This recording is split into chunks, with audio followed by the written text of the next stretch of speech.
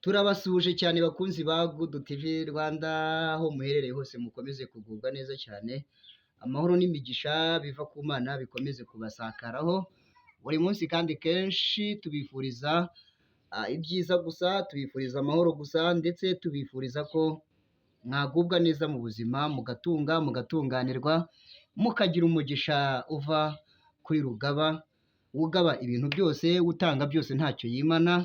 Imana ikomeze kubashyigikira cyane. Hari abadukurikirana rero bari mu bihugu bya kure cyane, hari abari muri Leta Zunze Ubumwe za Amerika, hari abari mu Burusiya, hari abari i Burayi.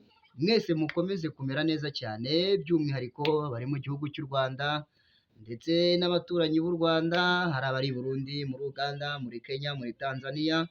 Mwese mukomeze kumera neza mwamfura mwe, mukomeze kugubwa neza cyane, kandi Uwiteka akomeze kubishimira ndetse no kubaha umugisha utagabanyije cyane.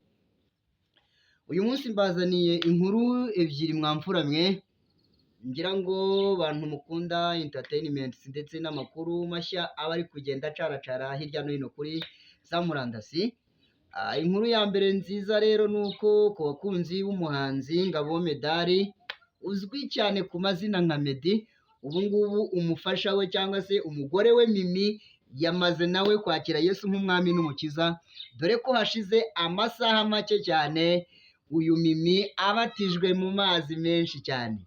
Urumva ko rero uyu muhanzi Ngabo Medali, dore ko ari umuhanzi kandi wakomeje kugenda anyeganyeza inkuta z'inzu z'imyidagaduro, na nyuma y'uko ava muri secular music, ubu ngubu akaba asigaye ari muri gospel music naho, aho ari kugenda ashimisha abantu cyane, dore ko aherutse gukora indirimbo nziza cyane igashimisha imitima y'Abanyarwanda, igashimisha imitima y'abantu bakunda umuziki wa cyane wa gospel music. Indirimbo yise niyo ndirimbo yafatanyije n'umuhanzi Adrien Misigaro, yabaye indirimbo nziza cyane, yabaye indirimbo twavuga ko yatangiye ubuzima bwiza bwa gospel bw'umuhanzi Meddy.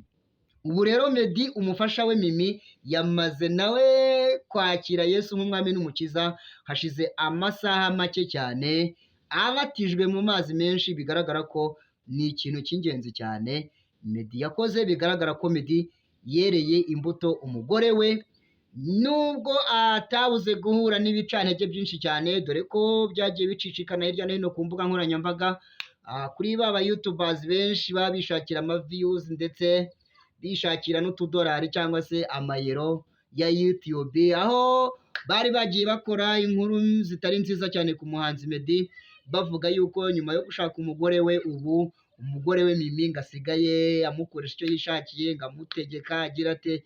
Ariko umugore we Mimi yabitangaje neza cyane mu ruhame, agaragaza yuko ari amapuranka abantu baba bashaka kwikinira, agaragaza yuko ari ba rutwitsi baba bashaka kwitwikira. Indi nkuru nziza rero nayo ishobora kuba yahindura ubuzima bw'umuntu, cyangwa se yatuma ikangura umuntu ibitekerezo bye bikarushaho kwaguka.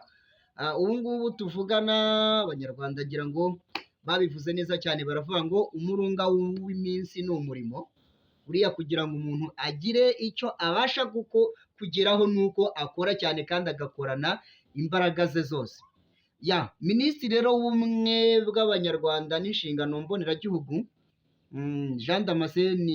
Dr Jean Damascene Bizimana, yamaze kunenga amadini amwe n'amwe agenda yigisha abayoboke babo kuba abanebwe, bakabizeza ibitangaza byinshi cyane by'uko buri kimwe Imana izajya ikora bibereye aho ngaho gusa.